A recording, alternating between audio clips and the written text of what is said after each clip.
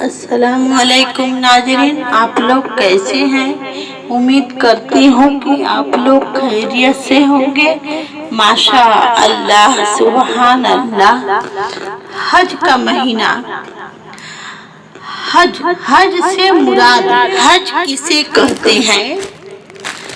हज नाम है एहराम बांधकर 9 जुल्हिज्जा को मैदान अराफात में ठहरने और काबा मुअज्जमा के तवाफ का। उसके लिए एक खास वक्त मुकर्रर है कि उसमें यह अफ़आल किए जाएं तो हज है। हज की शरई हैसियत। हज की शरई हैसियत क्या है। हज करना फर्ज है। क्या हज करना हर एक पर फर्ज है। जी नहीं, हर एक पर फर्ज नहीं, बल्कि सिर्फ उन लोगों पर फर्ज है जो उसकी इस्तीताअत रखते हैं। जैसा कि फरमाने बारी ताला, जैसे कि फरमाने बारी ताला, वलिल्लाहि अलन्नासि हज्जुल बैति मन इस्तताअ इलैहि सबीला। तर्जमा कंजुल ईमान, और अल्लाह के लिए लोगों पर इस घर का हज करना है जो उस तक चल सके। सल्लु अलल हबीब सल्लल्लाहु ताला अला मुहम्मद। अगर कोई शख्स साहिबे इस्तीताअत हो तो क्या उस पर हर साल हज करना फर्ज होगा। जी नहीं, हज सिर्फ जिंदगी में एक बार फर्ज है। जब एक बार हज कर लिया तो अब हर साल इस्तीताअत के बावजूद फर्ज नहीं। जो शख्स इस्तीताअत रखते हुए हज न करे, इसके मुतालिक क्या हुक्म है। जो शख्स इस्तीताअत के बावजूद हज न करे, उसके मुतालिक सरकारे नामुदार मदीने के ताजदार सल्लल्लाहु ताला अलैहि वसल्लम ने इरशाद फरमाया, जिसे हज करने से न हाजते जाहिरा माने हुई, न जालिम बादशाह, न कोई ऐसा मर्ज जो रोक दे, फिर बगैर हज किए मर गया तो चाहे यहूदी होकर मरे या नसरानी होकर। हज किस साल फर्ज हुआ। हज 9 हिजरी में फर्ज हुआ। इसकी फर्जियत कतई है। जो उसके फर्जियत का इनकार करे काफिर है। हज के फजाइल पर मबनी अहादीस मुबारका। हज कमजोरों के लिए जहाद है। हज उन गुनाहों को दूर कर देता है जो पेशतर हुए हैं। जिसने हज किया और फहश कलाम न किया और फिसिक न किया तो गुनाहों से पाक होकर ऐसा लौटा जैसे उस दिन के माँ के पेट से पैदा हुआ। हजो उम्रह मुहताजी और गुनाहों को ऐसे दूर करते हैं जैसे भट्टी लोहे और चांदी और सोने के मैल को दूर करती है। सल्लु अलल हबीब सल्लल्लाहु ताला अला मुहम्मद। और हज मबरूर का सवाब जन्नत ही है। हज की अक़साम। हज की कितनी किस्में हैं। हज की 3 किस्में हैं। हज क़िरान, हज तमत्तु, हज इफ़राद। हज क़िरान से क्या मुराद है। हज क़िरान से यह मुराद है कि हाजी उम्रह और हज दोनों का इहराम एक साथ बांधे। حج تمتع سے کیا مراد ہے؟ حج تمتع سے مراد یہ ہے کہ حاجی حج کے مہینے میں عمرہ کرے، پھر اسی سال حج کا احرام باندھے یا پورا عمرہ نہ کیا، صرف 4 پھیرے کیے پھر حج کا احرام باندھا۔ حج افراد سے کیا مراد ہے؟ حج افراد سے کیا مراد ہے؟ حج افراد سے مراد یہ ہے کہ حاجی حج کے مہینے میں صرف حج کرے۔ سب سے افضل حج کون سا ہے؟ سب سے افضل قران ہے، پھر تمتع، پھر افراد۔ حج کے مہینے حج کے ایام کون سے ہیں؟ حج کا وقت شوال سے 10ویں ذوالحجۃ الحرام تک، یعنی 2 مہینے اور 10 دن ہے کہ اس سے پہلے حج کے افعال نہیں ہو سکتے۔ ذوالحجۃ الحرام کی 8 تاریخ کے افعال حج کے دوران ذوالحجۃ الحرام کی 8 تاریخ کو کیا کام کیے جاتے ہیں؟ حج کے دوران ذوالحجۃ الحرام کی 8 تاریخ کو درج ذیل کام کیے جاتے ہیں۔ اگر احرام کی حالت میں نہ ہو تو سب سے پہلے حج کا احرام باندھا جاتا ہے، کیونکہ احرام کے بغیر حج نہیں ہوتا۔ پھر طلوع آفتاب کے بعد مینا کو روانگی ہوتی ہے۔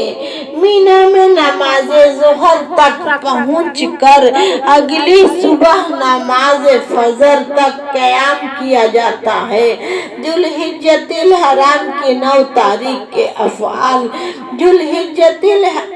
ذوالحجۃ الحرام کی 9 تاریخ کو کیا کام کیے جاتے ہیں؟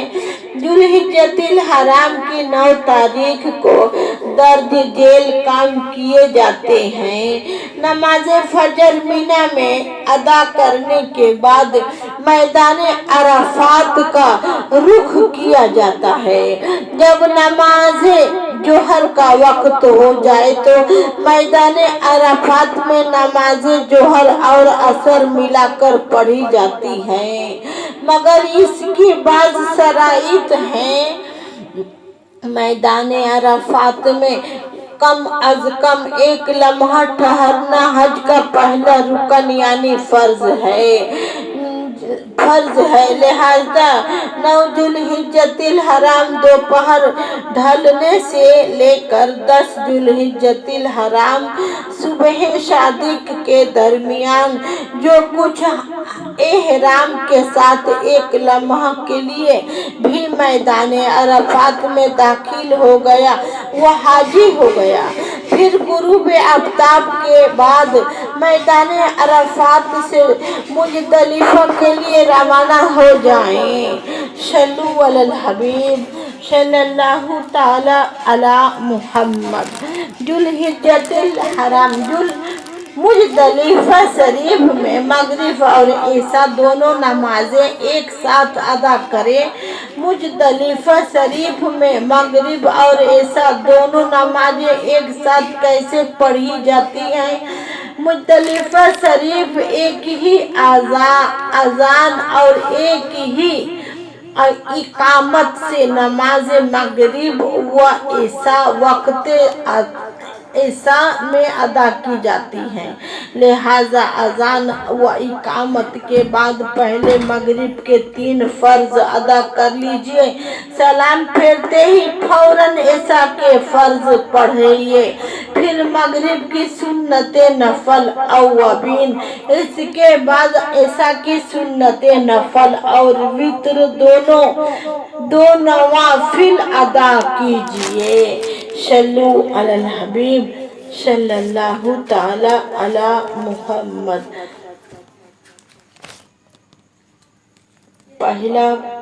पार्ट नंबर पहला। सल्लु अलल हबीब सल्लल्लाहु ताला अला मुहम्मद। जुल्हिज्जतिल हराम की 10 तारीख के अफ़आल। जुल्हिज्जतिल हराम की 10 तारीख को क्या काम किए जाते हैं?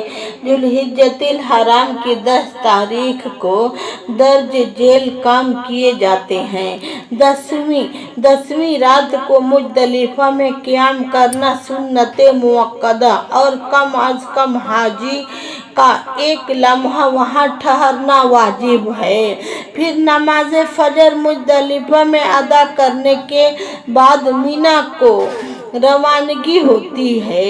मीना पहुंचकर जमरतुल अक़बा यानी बड़े शैतान को 7 कंकरियां मारी जाती हैं। कंकरियां मारने के बाद कुर्बानी की जाती है। कुर्बानी करने के बाद मर्द हलक या कसर करवाते हैं, जबकि औरतें सिर्फ कसर करवाती हैं। हलक करवाने के बाद एहराम की पाबंदियां खत्म हो जाएंगी।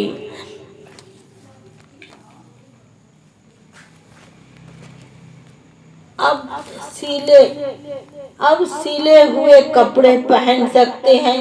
अब हज का आखिरी फर्ज तवाफ़ु ज़ियारत किया जाता है।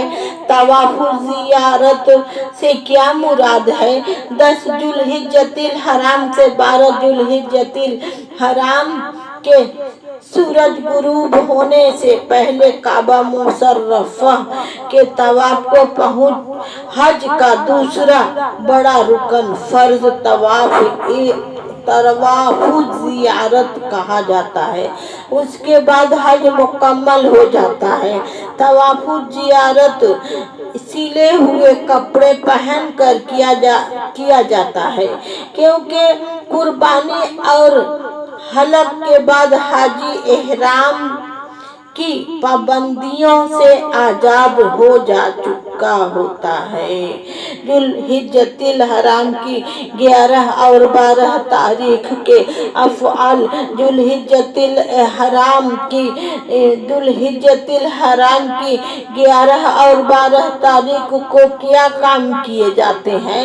जुल्हिज्जतिल हराम की 11 और 12 तारीख को दर्ज जेल काम किए जाते हैं। तवाफ़ुल ज़ियारत के बाद 11, 12 और 13 जुल्हिज्जतिल हराम की 3 रातें मीना शरीफ में गुजारना सुन्नत है। 11, 12 तारीख को तीनों शैतानों को कंकड़ियां मारी जाती हैं। तीनों शैतानों को कंकड़ियां मारने की तरतीब क्या है?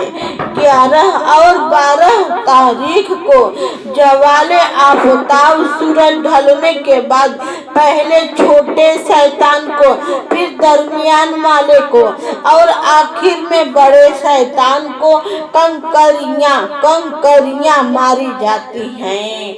सल्लु अलल हबीब सल्लल्लाहु ताला अला मुहम्मद।